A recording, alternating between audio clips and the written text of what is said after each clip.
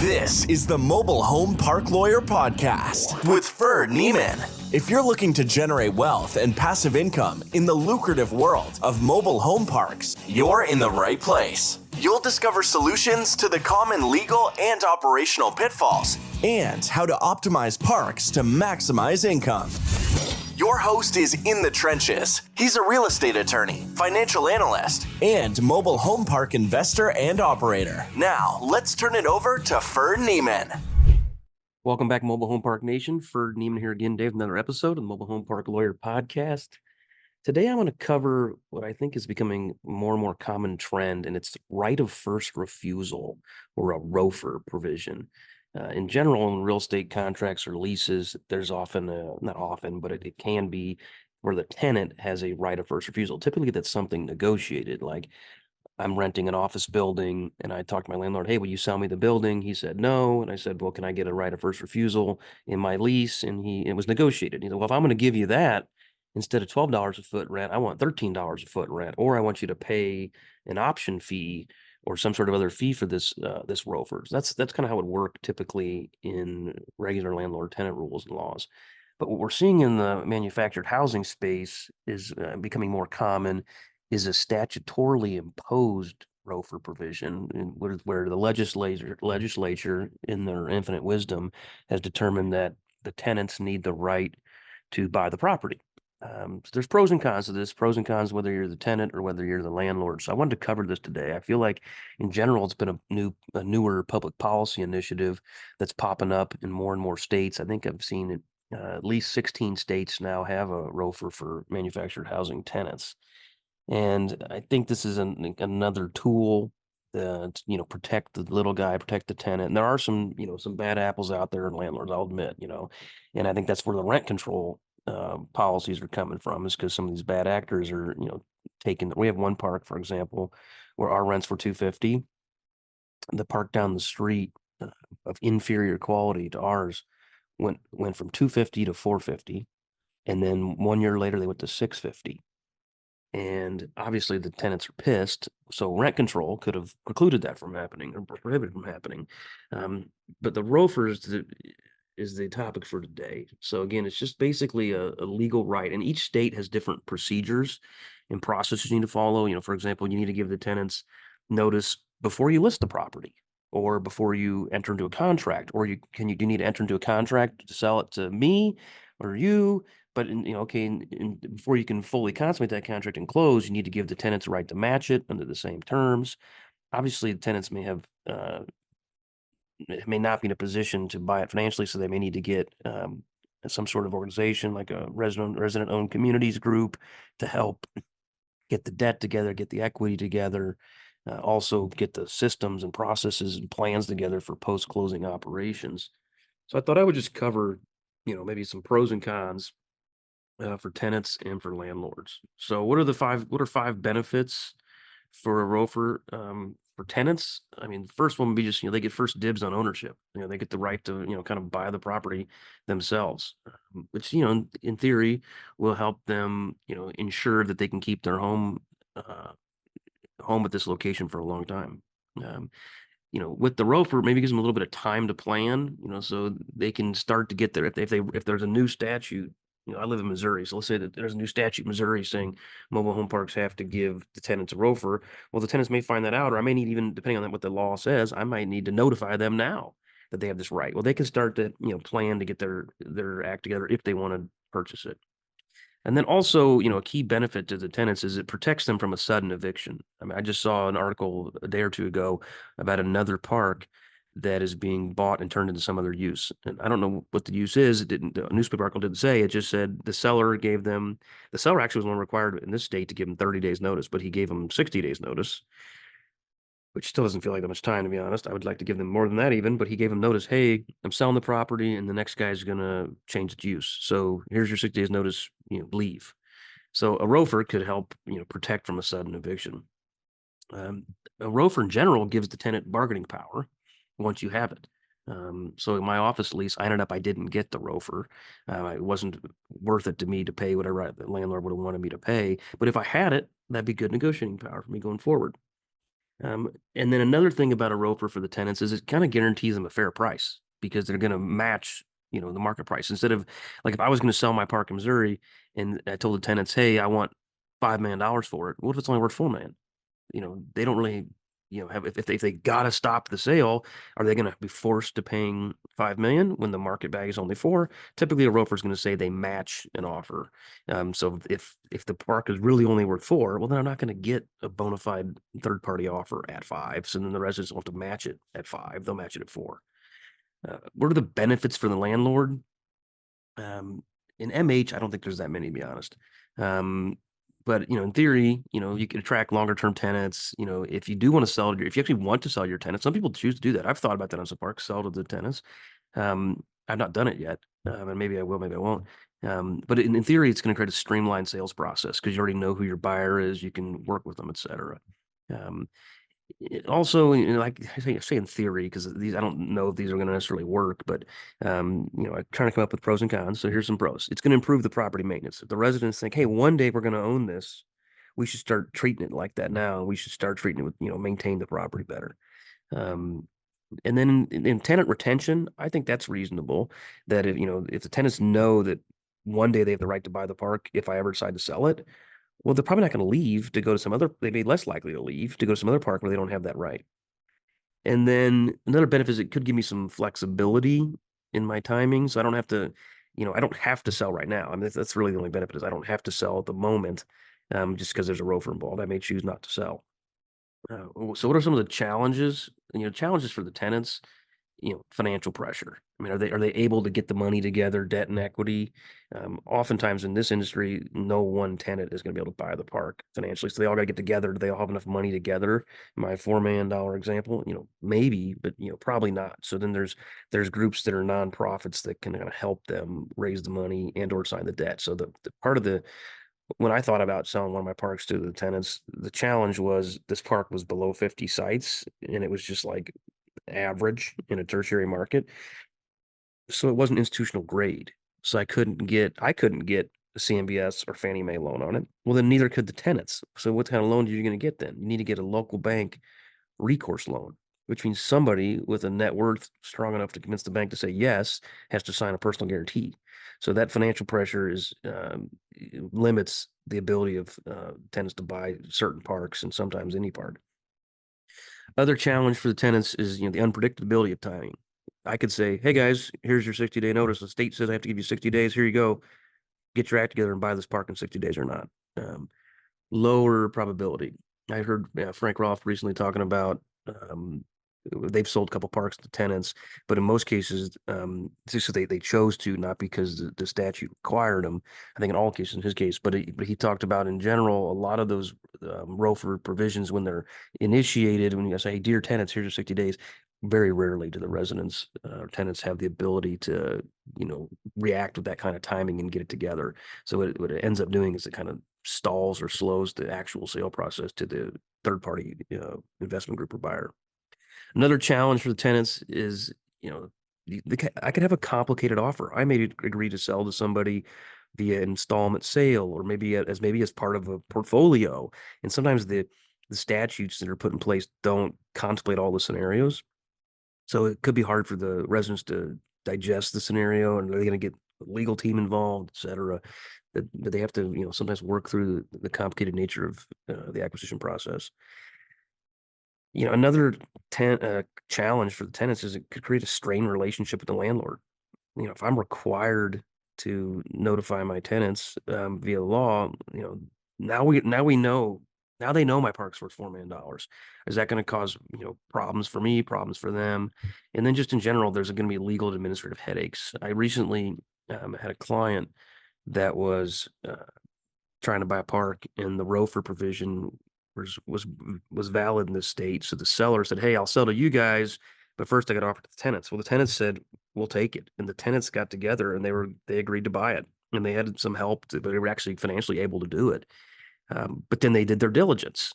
A lot of administrative process, and they got third party reports, et cetera, and those reports showed that the park in question had some substandard infrastructure, so they dropped the deal. Well, headache for the seller and a headache for the tenants. And now, depending on what infrastructure issue was, in that case, it tipped off the state that there were water, sewer, sanitary safety issues. Well, now somebody's got to fix it, but where's the money to fix it? So on. So unintended consequences. Some of the challenges for landlords transitioning to that, drawbacks. Uh, the big one to me is restricted marketability. Um, if I'm trying to sell my park, on the open market, but I got to tell people, oh, by the way, the tenants have a right to match it. That may cause people to not sharpen their pencil and get as competitive a bid because they don't want to tie up time and money and capital, negotiating a contract, for example, um, just as a starting point, and then wait for the tenants and maybe get nothing out of it. Another challenge for landlord is a delayed sale, because most times, I mentioned, these don't actually end up with the tenants buying it, but it's caused a 60-day delay or whatever it is. For the landlord, it gives me I have reduced negotiating power if my tenants have a ROFR. So I mean, if it's imposed by statute, they automatically have it, whether they know it or not. Well, if I have to give them notice and tell them, hey, I'm selling for $4 million, 60-day DD, 60-day closing, I'm not really in a great position. And I feel like the tenants are going to be, oh, he's trying to sell it. Maybe we should stop paying rent, because now, he's not going to want to kill the deal. And it's going to lead to another challenge, which is just a strained relationship with my tenants. I don't want my tenants knowing I have a $4 million park. They may think, oh my gosh, $4 million, you're rich. And it's like, well, I may owe the bank $3.5 million. I may owe the bank $3.99 million. So I'm not rich, but in their mind, I might be. And then it could just bruise a relationship. Like, hey, how come you didn't put in a bus stop? How come you didn't put in a picnic area? How come you didn't put in a dog park? You've got $4 million, and it just creates a bad relationship. And then, same challenge for them is challenge for me on legal and administrative complexities. Right now, I have to navigate that in my contract. I mean, there are states that I didn't even know had a right of first refusal until I did, right? So one thing when we do, we have clients bring us a property in a new state. We said, we need to look at the law on this, because you don't want to miss it in your contract. You could get in trouble. What are the penalties? So ultimately, that's the part of the $1 million question here is this right for you, as the park owner? I'd say generally it's not in your interest to give the residents a tenant right of first refusal. So you're in a situation where the state has given it to them. So do you have to follow the law? Well, in general, yes, you should follow the law. But what's the actual procedure? If it's something like you need to notify the tenants, a week before closing, no big deal. But if you give them 60 days notice, well, and if you do it before you even list it, like, well, before you even list it, I don't even know if I'm going to actually find a buyer right now and sell. I don't want to tip tenants off that I'm thinking about selling, because it could impact operations, or they think I'm the guy that's got $4 million, as if I have it in cash in a bag in my office or something. So what I've looked at on several states is, what's the pain if you don't follow the law? And I had one case where the pain was on the seller. The seller was going to have to pay some sort of financial penalty if they didn't give the tenants the ROFR. Well, my client was buying the park, and we asked him, hey, do you know if there's a ROFR in place? And the client's like, I don't know. I go, well, there is. It's in the law. Do you know if the other side has said something to the tenants? And we had no idea. They didn't put something in the contract, letting them get out of the contract. So we just assumed that the seller did not know that there was a ROFR requirement. Well, what was the penalty? The penalty was like, if they get caught, the seller pays $5,000. Well, we didn't want the tenants to buy it. We wanted our client wanted to buy it. So we didn't tip off the seller. And if he gets caught, it's his fault, his problem. He has the legal obligation to notify them, and he's the one that has the pain. But in some other states, purportedly, they could say, we're going to unravel the transaction. Well, that would be a problem. If I buy the park, and then the tenants, hey, find out, what do you mean we've got a new landlord? We have this right of first refusal, and then they go to the state and they can unravel it, and then I got to sell it back, and I've got all this time and energy. I mean, I don't know if that practically would happen, but what if I have to pay a penalty of $1,000 per day per tenant? Well, that would be a huge deal, right? So figuring out what the penalty is could be part of your analysis. I think, but if you're going to be the one that has the obligation and you're going to be breaking the law, like, that's not a good idea. I'm reminded of a class I took on federal taxation, and the law professor said, do you guys know the difference between tax avoidance and tax evasion? And the answer was 5 years in prison. His point was tax avoidance is good. Tax evasion is bad. So breaking the ROFR law is bad.